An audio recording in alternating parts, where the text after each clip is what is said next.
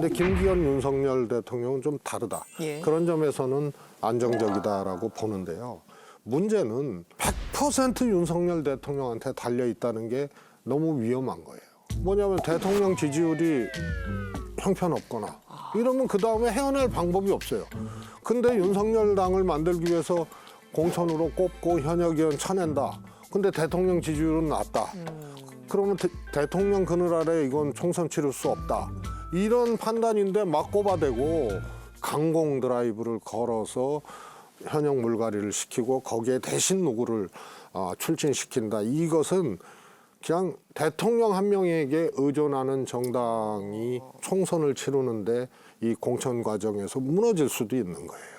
근데 이제 그래도 우리 당은 그 상황에서는 또 저는 대응 방법이 있을 거라고 생각합니다. 대통령 지지율이 낮으면 대통령 본인이 그걸 깨닫게 돼 있어요. 왜냐하면 내년 총선에 정말 자기의 낮은 지지율로 인해서 내가 정말 전격으로 그립을 잡고 드라이브를 걸어가지고 내 뜻대로 갔을 경우는 오히려 질 것 같다라는 판단이 서면 윤석열 대통령도 저는 바꿀 수 있는 대응책이 있을 거라고 생각합니다. 그게 백약이 무효라는 거죠. 아니 그렇지 않아요. 왜냐하면 대통령이 낮아서 대통령의 지지율을 끌어올 수 있는 방법은 다양하게 있습니다. 대통령은 한 명이에요. 예. 대체할 수 없어요. 대통령은 상수죠. 네, 집권 첫 해에 치러지는 선거는 무조건 압승이에요. 지금 윤석열 대통령은 몇 년 차에 치러지는 거죠? 3년 차죠. 3년 차에 치러지는 거예요. 그래서 중간에 치러지기 때문에 여기서 지지율이 낮다고 그립을 놔버리면 그냥 나머지 식물 대통령이다라고 생각을 할 거예요. 그리고 대통령이라는 자리, 그러고 보니까 국회의원도 안 해보셨고 청와대도 할 수 없었는데 그렇게 될 수가 없어요. 그거를 놓는 순간 끝이라고 보는 거예요. 근데 그립을 놓는다는 게 아니고 그래서 당대표는 대체 가능해요. 대통령은 대체 불가해서요.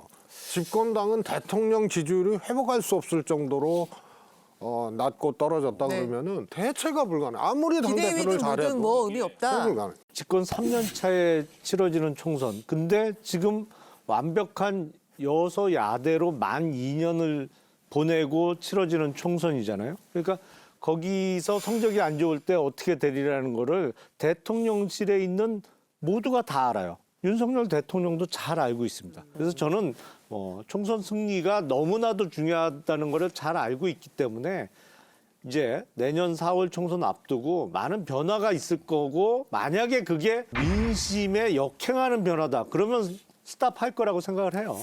좀 얘기하다 보니까 이상하네요. 왜요? 여당 쪽의 분들은 바뀌어야 된다 이렇게 얘기를 하고 오히려 야당 쪽에서는 안 바뀔 것 같다 이렇게 얘기를 하고 뭔가 지금 뭐 정상이 아니라는 상황이네요. 국민의힘은 그러니까 대통령 지지율이 공천 무렵에 굉장히 중요한 변수가 될 것이다. 이렇게들 보고 계시는 것 같은데요. 민주당으로 가보면 민주당은 이재명 대표 체제냐 아니냐. 이게 지금 공천 전쟁의 핵심이 되는 것 같아요. 그렇죠, 김 의원님? 민주당 당원 당규를 보면요. 왜 남의 8개월 의원당들이 저도 좀 봐야죠. 지피지기며 그러니까 백천백승. 비명계의 고민은 이거죠. 이재명 대표가 내년 총선까지 자리를 지킨다. 그러면 그립이라는 측면에서는 취약합니다. 왜냐하면 본인이 사법 리스크도 항상 따라붙어 있고 그런 측면에서 어떤 강한 공천 물갈이 안 돼요. 근데 8개월 이상 임기가 남은 상태에서 당대표가 거리가 되면 전당대회를 열어야 됩니다. 가을 전의 사태에서 새로 전당대회에서 뽑히는 강성 당대표가 들어선다. 이 사람은 사법 리스크도 없어. 그리고 친명계, 소위 얘기하는 강성 지지층의 지지로 당대표가 돼. 겁날 게 없죠. 비명계를 마구 쳐낼 수 있거든요. 비명계 의원들의 고민은 거기 있을 것 같아요. 우린 못 쳐낸다니까. 경선이라니까. 아니, 아니, 경선을 붙이기 전에 컷오프를 할 수 있잖아요. 그 컷오프는 안 되게 돼 있어요. 컷오프는 중대범죄나 뭐 이런 거 아니면 하위 20% 현역 평가 있잖아요. 여기서 감산을 하는 거고 컷오프 제도가 없습니다.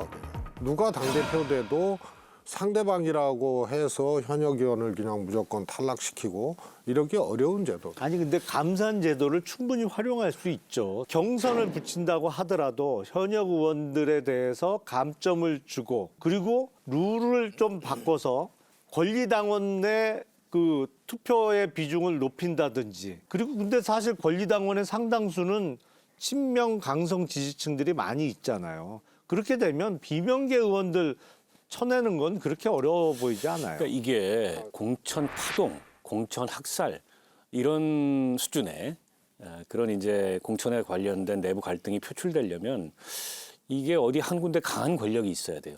그게 대통령 권력이든 아니면 당대표의 권력이든. 쳐낼 수 있을 정도 힘이 있는 그렇죠. 칼을 쥔. 2016년도 총선 치를 때 김종인 비대위원장이 들어와가지고 그때 이제 비대위원장도 아니고 비대위 대표였습니다. 거의 당대표의 버금가는 전권을 가졌고 공천을 했는데 그때 쳐냈죠.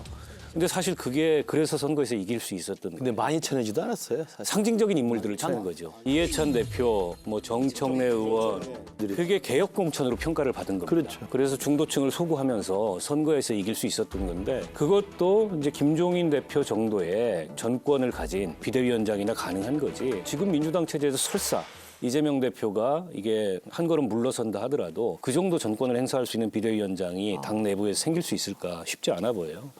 그런 면에서 봤을 때 민주당은 오히려 그런 대목이 고민일 거예요. 이를테면 공천에서 물갈이 폭이 크면 그게 이제 파동이 될 수도 있지만은 개혁이나 혁신이 될 수도 있거든요.